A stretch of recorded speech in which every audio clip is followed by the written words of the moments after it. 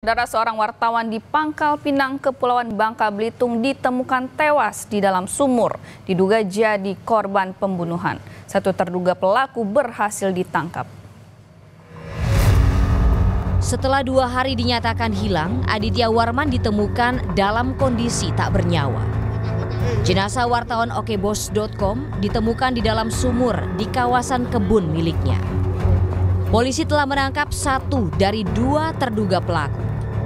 1 orang lainnya masih dalam pengejaran.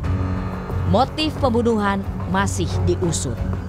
Yang bersangkutan kita kenakan diduga melakukan melakukan pencurian dengan kekerasan. Kenapa dikatakan pencurian dengan kekerasan? Karena bukti awalnya itu korban hilang belum dapat, sementara mobil sudah hilang. Namun pastinya masih dalam proses. Ini masih berproses, sudah diamankan 1, beserta juga dengan mobil korban sudah diamankan. 1 lagi waktu diamankan lari. Aliansi Jurnalis Indonesia Kota Pangkal Pinang menduga kasus pembunuhan tersebut tak terkait dengan kegiatan jurnalistiknya.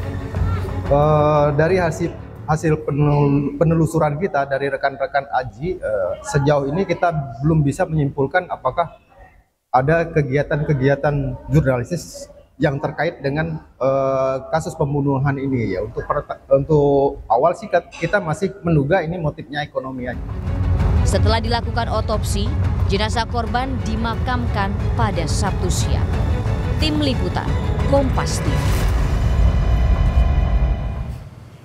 Saudara, 4 oknum prajurit TNI ditetapkan sebagai tersangka dalam kasus kematian Prada Lukinamo yang diduga tewas dianiaya seniornya. Kepala Dinas Penerangan Angkatan Darat Brigjen TNI Wahyu Yudayana bilang saat ini penyidik Pomdam masih mendalami peran masing-masing anggota TNI yang sudah ditetapkan sebagai tersangka. Keempat tersangka kini ditahan di ruang sel tahanan Subdenpom 9 ND NTT. Penetapan 4 tersangka dilakukan setelah penyidik memeriksa 20 saksi dalam dugaan penganiayaan terhadap Prada Luki.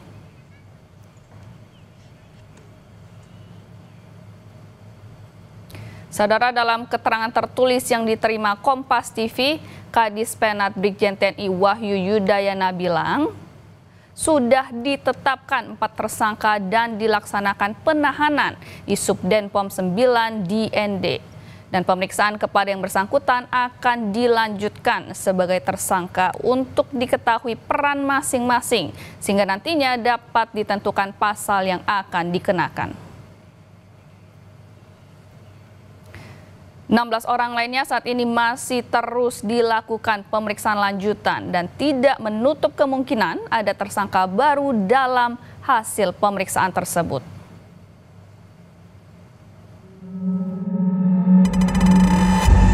Keadilan harus ditegakkan.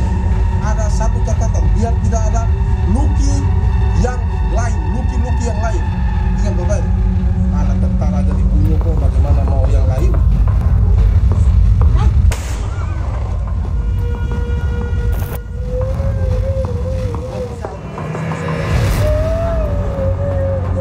Keluarga menuntut keadilan atas tewasnya Prada Luki. Prada Luki diduga tewas akibat dianiaya seniornya di asrama Batalion Nagekeo, Nusa Tenggara Timur pada 6 Agustus lalu. Ibu Prada Luki, Sepriana Paulina, mengaku belum mendapatkan kabar secara langsung soal 4 oknum prajurit yang telah ditetapkan sebagai tersangka.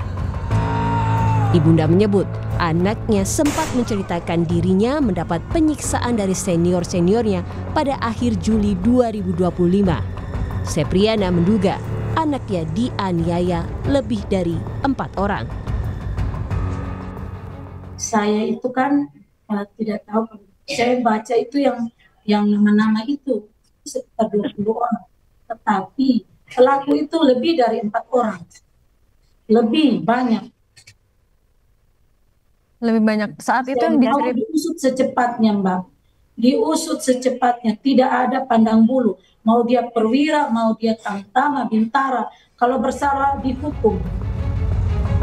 Penyidik Pomdam masih mendalami peran masing-masing anggota TNI yang sudah ditetapkan sebagai tersangka. Keempatnya kini ditahan di ruang sel tahanan Subdenpom 9 NDNTT. Tim Liputan Kompas TV.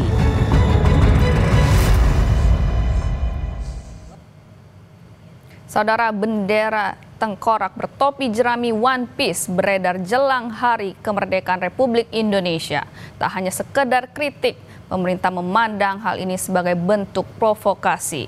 Benarkah gerakan ini ditunggangi atau justru hanya sekedar ekspresi berdemokrasi?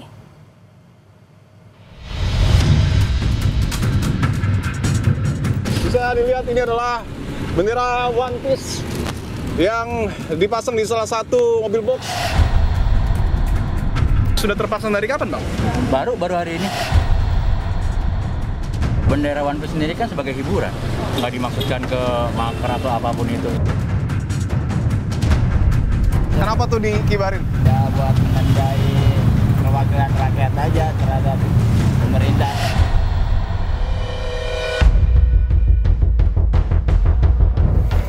Bisa dilihat benderanya masih terpampang di sana, bersebelahan atau mungkin berdampingan dengan bendera merah putih yang sudah dikibarkan. Pesan saya ini paling untuk melawan ketidakadilan dan penindasan. Sekarang kan masih banyak untuk anggaran dari pemerintah itu yang beritanya itu pemangkasan anggaran. Dari situ juga saya kena dampaknya. Ini buka-buka habis telepon, jadi ditegur sama orang kelurahan, samper intel, sama polisi.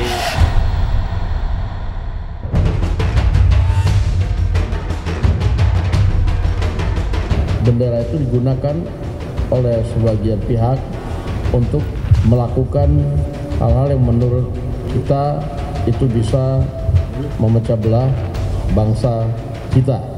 Tetapi secara keseluruhan pemakaian bendera One Piece itu menurut kita nggak ada masalah.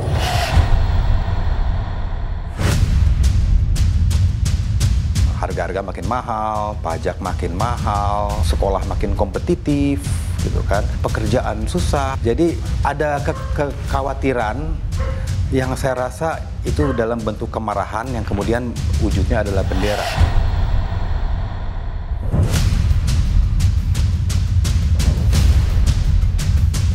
Pernah pasang bendera One Piece nggak? Pernah. Tapi udah dicopot. Copot sebentar kalau ada razia aja. Banyak sih yang nyari. Banyak yang nyari? Masih banyak. Oh. Cuman kita nggak berani jual itu. Saya tadi melihat ada salah satu penjual bendera yang tidak hanya menjual bendera merah putih, tetapi juga menjual bendera One Piece. Intinya mah kita mah nggak gimana-gimana untuk nafkahin keluarga aja, udah intinya gitu aja.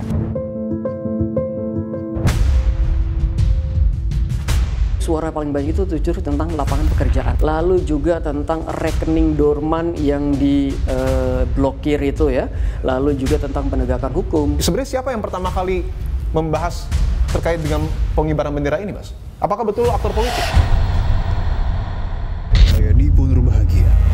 Saya menelusuri, mencari bukti.